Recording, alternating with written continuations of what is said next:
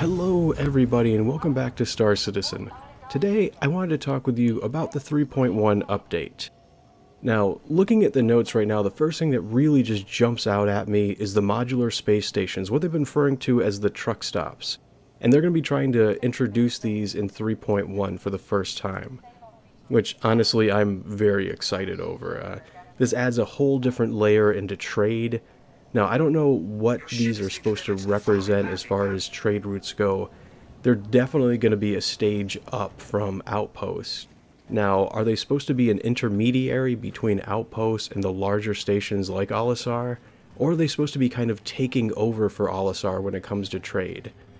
Either way, it seems like ships of all sizes can dock with them, all the way from small single-pilot ships all the way up to Idris's. As a matter of fact, that was one of the screenshots they had, was an Idris parking up to the side of it. So other larger ships like Caterpillars and Connies, and basically larger ships that are supposed to be coming out in the future like the Hull series, and also ships kind of like the Carrack, which can hold a lot of cargo.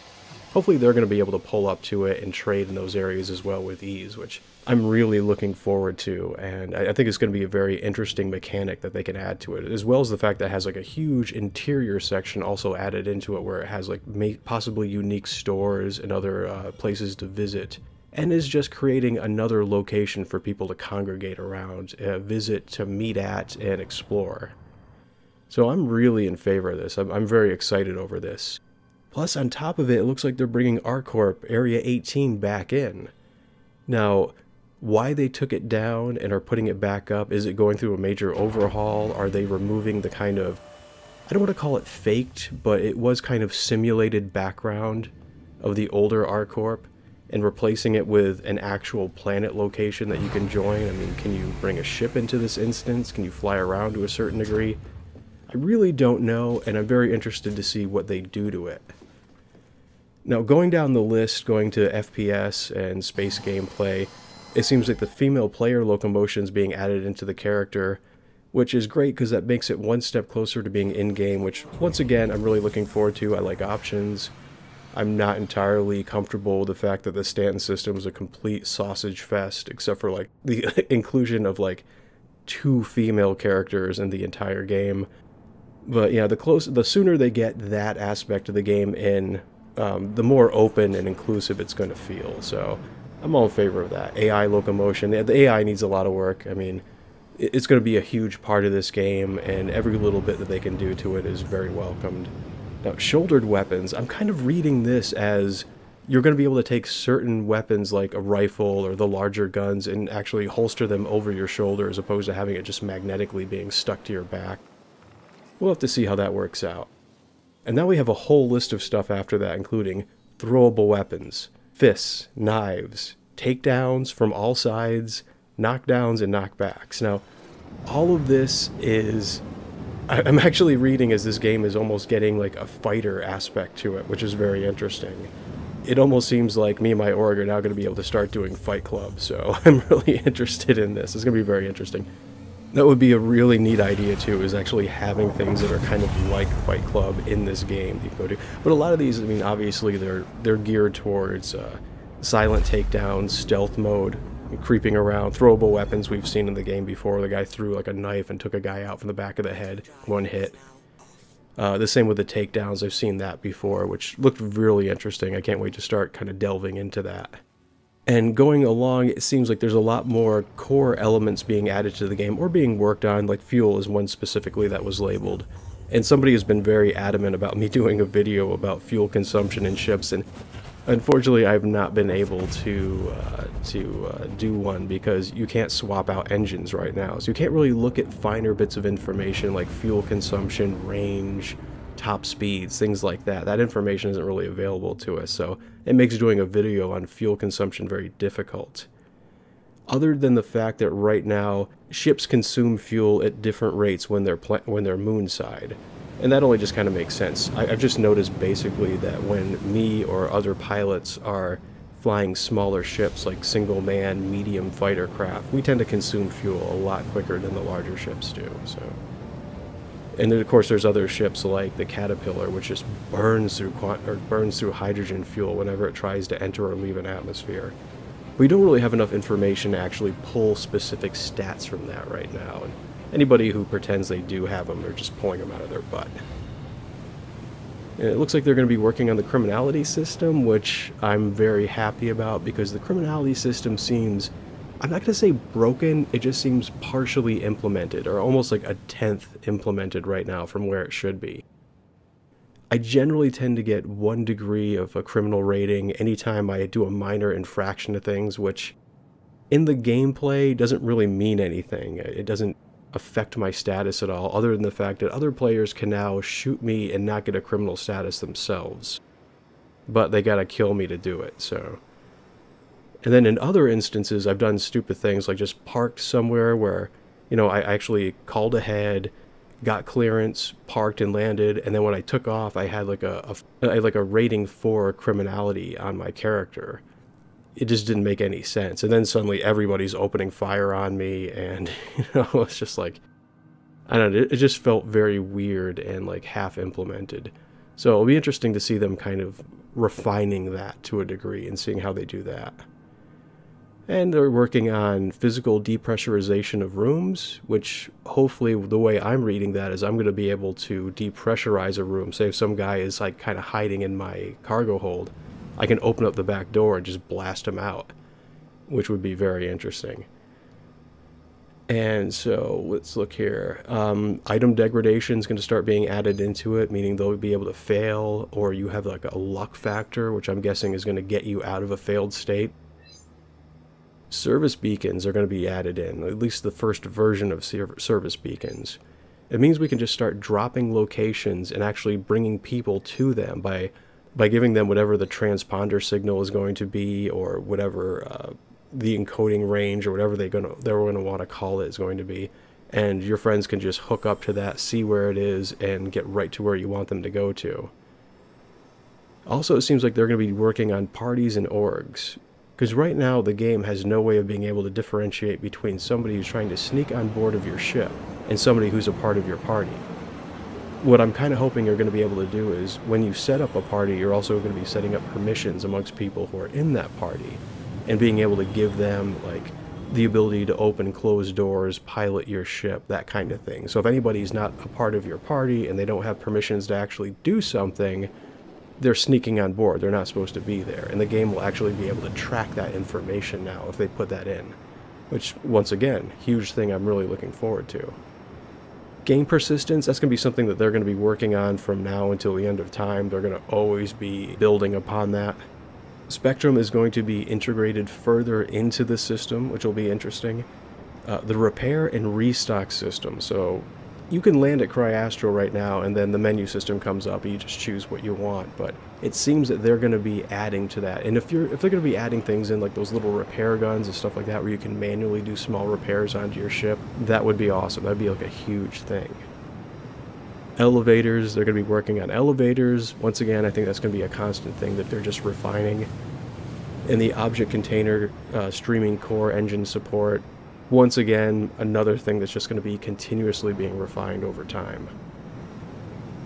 And lastly, let's talk about ships. Now, the first one right off the bat is the Misk Razor, which I'm actually very excited over. Now, the Razor at first I was very quick to dismiss early on. And to me, it just looked like a jacked up Formula 1 car that was parked in a bad neighborhood and they stole the tires. I was just kind of like, a flying Formula 1 car did not really impress me. But since seeing that last episode of ATV, it seems like they have done a lot of work to it, and just reading up on what the ship is itself really got me a lot more excited about it. Made me kind of just drop that initial disproving attitude I had towards the ship. And the first thing that I love is, okay, so it's built by Misk. Misk seems to be very narrow of purpose, very singularly minded towards taking their craft and creating them to do one thing, and one thing great. This ship, it seems like it's infused with Xi'an technology and human technology, and that kind of shows in this kind of mimetic skin that's built all around the exterior of the ship that's all designed to collect and replenish its hydrogen fuel. it's essentially acting as one giant fuel scoop for it, and the way they're making it sound is this is going to be the most efficient use of a fuel scoop in the game right now. And as far as performance goes, it seems to fit somewhere between like an M50 and the 350. So the way they were describing is it's a little faster than the M50, but it's not as agile. So I mean, that's that works for me.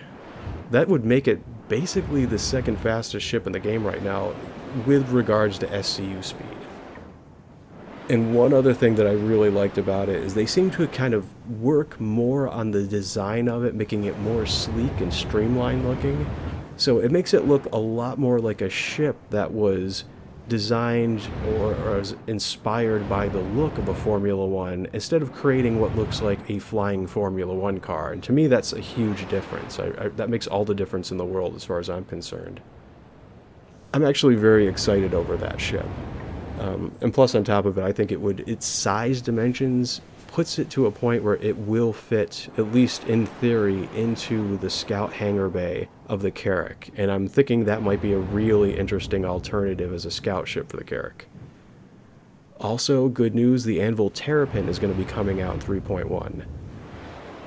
Now, I almost have to say this as a disclaimer right now, is these are the things that are projected to come out in 3.1. If there's going to be any issues or if there's any snags in the development, these things will be delayed and then put out in 3.2. But as far as all of this goes right now, this is what they're planning and trying to get out for 3.1.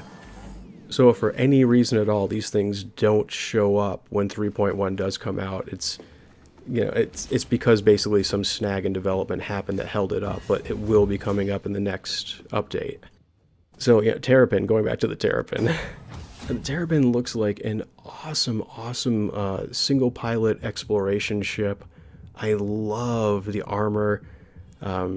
In theory, this looks like it's going to be amazing. It's going to be some ship that you're just not going to be sad that you purchased it. And the Hull C series is supposed to make an appearance for the first time. Now, they were working on the Hull C first, and then they're just going to kind of alter what they designed around that to fit for the rest of the Hull series. But I'm very interested to see that. The Hull C looks very, very, like, once again, another MISC ship. Very singular of purpose. And I have a weird feeling that it's probably going to it's going to fly a lot like the Starfarer does. It's just going to be all hauling cargo. Okay, so on top of this, the Cutlass Red and the Cutlass Blue are both also slated to be coming out in the 3.1 update. Now, the Cutlass Red, I haven't seen anything at all involving the rework, and I'm very curious to see that. And the Cutlass Blue in design is extraordinarily close to the black. With exception to the canopy is different, it has a different weapons loadout, it has a different components loadout. It was supposed to have armor in the original design, and the interior section of it is going to be like very similar to the Cutlass Black, but it has those prisoner storage pods in it. Once again, it'll be very interesting to see what they're doing, because the only thing I heard about that is they're planning on replacing from where they put everything from the sides of the ship to the center of the ship. And like the two sliding doors on the side are also going to be a part of the Cutlass Blue. So once again, very interesting to see what they do. Like, are they going to still have those little like prisoner areas, these little cages where you can actually physically see the prisoner? Or are they going to replace those and put in like cryopods or something like that? It'll be very interesting to see what they do. The Aegis Vanguard Harbinger is also going to be making an appearance in 3.1. I'll be interested in seeing how that looks as well. I kind of have an idea of how that's going to look or how that's going to go. That's not really a huge mystery. But those are all the projected lists for the things that are supposed to be coming out in 3.1 as we know right now. And I will be very much looking forward to it.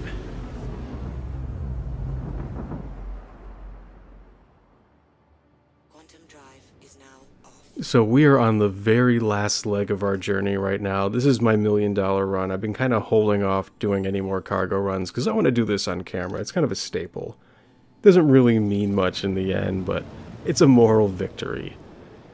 So generally I'm thinking this is kind of a milk run.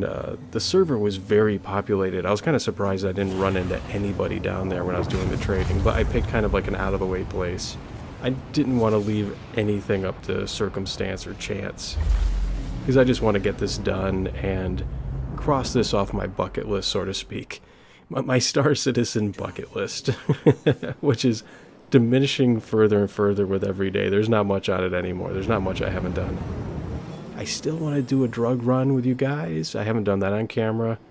And I haven't gone over to the Javelin yet, which I kind of want to do that with a group of people. I think that'd be... because a lot of people have done the same thing. You just kind of get over and you fly and you land, and there's not really anything to see. There was cargo there for like the first person to come to, well, for the first person who arrived, but it doesn't respawn, and I kind of understand why they don't do that, because if it did, people would just be camped out here and just grabbing cargo after cargo non-stop.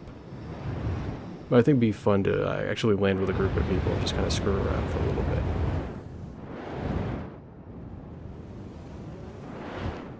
So I've also been messing around with my recording settings. When I switched from computer to computer, I also had to transfer OBS and reinstall that on my computer. And it seemed like the settings were just bad. Like the quality of the video I've been doing since I moved over to the new computer was significantly down from what I'm used to. So I've upped the fidelity, up the bit rate, I've changed a lot of the recording options. And I'm hoping that this looks a lot better. Let me know if it does look better, and I'm going to be kind of scrutinizing this myself. And if it doesn't, I will kind of up the settings even further, and hopefully that'll fix it. Because I really want this to look as good as humanly possible, because this game is extremely pretty, and there's no reason to not be showing it off.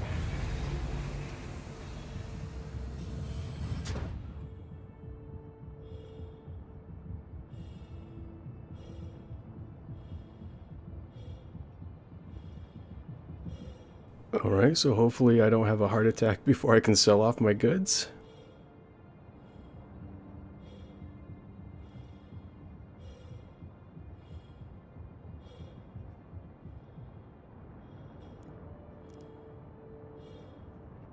Let me in! I love the new airlock sound as opposed to the old one, which still plagues my nightmares.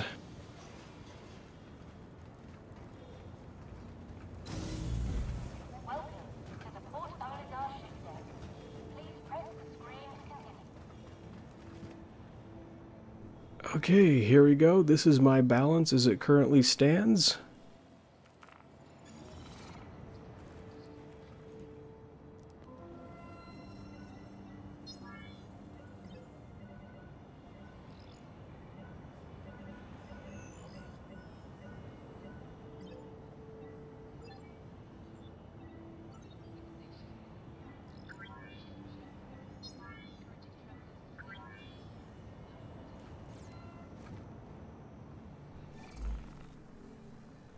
Yeah, and here we go, 1 million and change. Victory dance. Once again, thank you very much for joining me in this episode of Star Citizen, and I hope to see you again. Goodbye, everybody.